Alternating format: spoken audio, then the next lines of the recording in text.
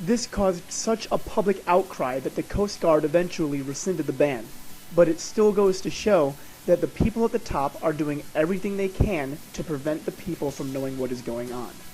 All of this media blackout seems to warrant the question, what is BP and the federal government hiding from the United States public? The truth is that people everywhere are getting sick because of the spill and because of the cleanup process, and crops are getting ruined. To put it bluntly, we the people and our crops are being poisoned en masse.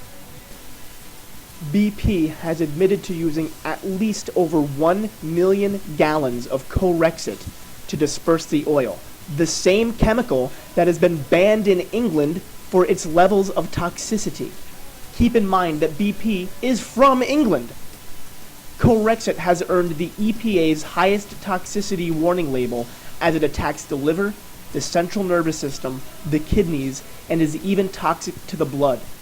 And to make matters even worse, the EPA has asked BP to stop using Corexit, but BP has refused. With all of this poison in the atmosphere, the oil fumes, the toxic Corexit, it is no wonder why BP and the government are not allowing the media to access the beaches. The chemicals are making people sick. As MSNBC reported, at least 70 people have already been put in hospitals. News reports are even alerting the public about the unsafe air quality, as Ricky Ott, marine toxologist, explains. People are coming in sick. Something more needs to be done. And we're seeing sick people already, and we saw this with Exxon Valdez. We had 6,722 cases of upper respiratory illnesses. I'm still dealing with sick people 21 years later. 100% disabled, a lot of them have died, and I don't want to see that happen here. This is, just well known that oil vapors cause, respiratory problems, central nervous system problems, right down the line. And it's not just in humans. This knocked out harbor seals in Prince William Sound because they came up and they breathed the oil vapors. And when their carcasses were autopsied, their brains were fried from breathing the vapors that are out there. We knocked out over 20 whales from the same problem, narcotic effect of volatile organic carbon. And this is what EPA is now saying is at high levels, here. So not only the people doing the cleanup, the fishermen out there right now, but the media that's covering this event, they should take heed to this. The thing is that our bodies only have so many ways to say we're getting sick. And the symptoms for chemical-induced illnesses mimic colds and flu. So we had the Valdez crud in 1989. We had the Katrina crud. We had the 9/11 crud. Really, the problem here is that we're talking about toxic exposure. If it's a cold and flu, you get over it when you go home. If it's not, I get people like now saying, I thought I had the Valdez crud in 1989. I didn't think I would have it for 14 years, 16 years, 21 years, dead. We want to make sure that it's safe to live here as well. I'm not seeing any precautions. To make matters even worse than they already are, BP has told its workers that they will be fired if they wear respirators, calling them unnecessary, which may lead to mass hysteria. Is BP now making claims so difficult to file that no one will get paid enough? And are fishermen too scared to speak out about what's happening down there? Our next guest says yes, she should know. She's just returned from a trip to the Gulf. Carrie Kennedy is the president of the RFK Center for Justice and Human Rights. Carrie, it's so great to have you here. We want to get to all the things that you saw on your trip. But first, explain how BP is actually denying some of the cleanup crews that you spoke to the proper clothing and equipment and respirators. Why? In all 3 states that I visited, fishermen said that when they went out to work on the cleanup, that if they tried to bring respirators, they were told that that is unnecessary equipment and would only spread hysteria. To see those images of people with respirators, BP doesn't want that hysteria. That's exactly right. And when I went out with 11 people, we had respirators on, and within half an hour, all of our eyes were burning and our throats were closing, and we all had headaches with respirators. Kindra Arneson, a whistleblower, has been given clearance to see virtually everything. She is the wife and daughter of commercial fishermen, and after the disaster, she spoke out so often that she was invited to see the behind-the-scenes of the spill. She was given security clearance to go anywhere anyone would want to go, including the Homeland Incident Command Post. She was given clearance to go to the actual site itself and fly on Coast Guard planes, go on Coast Guard boats, helicopter rides, and even sit in on meetings with the higher-ups. Her lecture on what she saw runs for about 15 minutes and can be easily seen on YouTube or at gulfemergencysummit.org. For the sake of time, only some of the most important things she has to say about the toxicity level in the Gulf will be included. At any rate, I'm going to go into the health issues for a moment, if you don't mind. I sat through endless hours of meetings with BP's safety officers. I sat through an hour and 45-minute meeting with the Coast Guard safety officer, both in the Homeland Incident Command Post, as well as a gentleman from OSHA. In order to obtain a respirator for our responders, now this isn't just commercial fishermen, I'm talking about Coast Guard members, all responders, people off the street, everybody involved. Number one, they have to fill out an ocean questionnaire. Number two, they have to have a physical evaluation by a medical professional.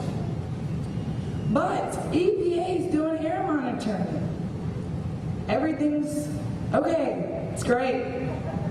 Yeah, imagine that. At any rate, there is in fact some act somewhere in OSHA's law that says that volunteers have a right to wear a volunteer respirator. But as we all know, BP is taking over our Gulf. BP rules right now our Gulf. I mean, bottom line, that's who's in charge of this situation. They couldn't even run their own company, and they were in charge of this response. I'm totally appalled. They can't wear a volunteer respirator because if they're not properly trained, BP's rules are they have to be properly trained in order to wear a respirator. Now, BP said that they will provide the training and they will provide a respirator, but everything's okay. So they don't need to be trained and they don't need a respirator. And as far as the right to wear volunteer respiration, guess what? If you don't follow BP's rules, you don't have a job. And that's what they told me. Now, I asked them to discuss the 7 men that were brought, 1 by helicopter and 6 by ambulance. I asked them if they were at liberty to discuss that with me. And they said, yes, ma'am, we are. I guess these guys didn't realize who they were talking to.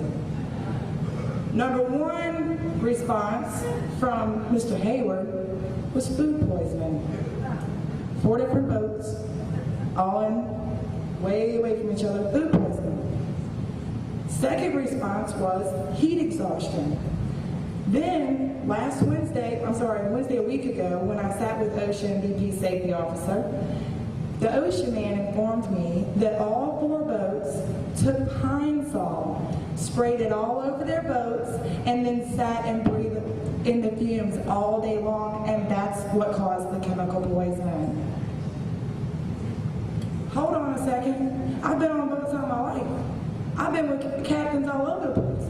When we spray something on our boat, we wash it right off. If not, it eats the paint off the boat. We take care of our stuff.